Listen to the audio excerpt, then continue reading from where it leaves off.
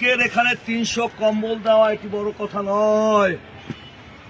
বড় কথা যে নেতার নির্দেশে এখানে উপস্থিত হয়েছি তিনি আমাদের নেতা, আমাদের প্রাণপ্রিয় নেতা, ইতিহাসের রাখাল রাজা, বাংলা মায়ের আদরের সন্তান, শহীদ রাষ্ট্রপতি জিয়াউর রহমানের রক্ত আর রাজনীতির উত্তরাধিকার তারেক রহমানের নির্দেশে এখানে উপস্থিত হয়েছে।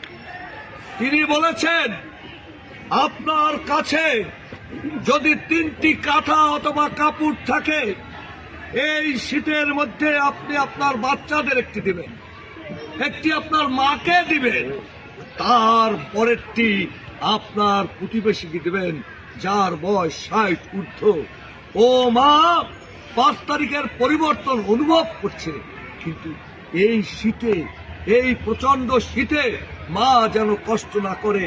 আপনি যদি রাজনৈতিক কর্মী হন, আপনি যদি মানব কল্যাণে নিজেকে নিবেদিত করতে চান, তাহলে প্রতিটি 1 কোটি কর্মী আমাদের সারা বাংলাদেশে ছড়িয়ে আছে, 1 কোটি কম্বল যেন সেই প্রতিবেশীর কাছে যায়, তাহলেই সকল শীতার্থ মানুষ শীত থেকে কষ্ট লাঘব হবে।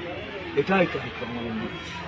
এই নির্দেশনা পালন করতে গিয়ে আমি এবং আমার পরিবারের পক্ষ থেকে সারা জেলায় চেষ্টা করেছি যতটুকু পারি পারিবারিকভাবে টাকা সংগ্রহ করে ভাই বোনের কাছ থেকে এনে অথবা নিজে দিয়ে আপনাদের পাশে।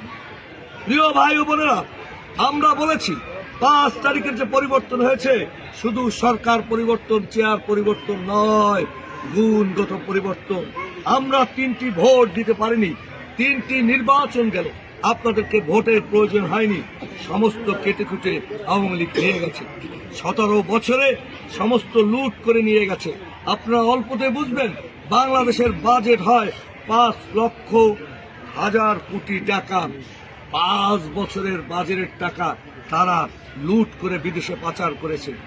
লুট এমন পর্যায়ে গিয়েছে, আপনাদের সেই গার্মেন্ট শিল্প যেটি শহীদ রাষ্ট্রপতি জিয়াউর রহমান প্রতিষ্ঠা করেছেন, সেই গার্মেন্ট শিল্প আজ শেষের পথে। ডলার কিনতে পাওয়া যায় না, মানুষ বিদেশে রপ্তানি করা যায় না, আবার আমদানিও করতে পারে না। সব লুটে শেখ হাসিনা নিয়ে গেছে।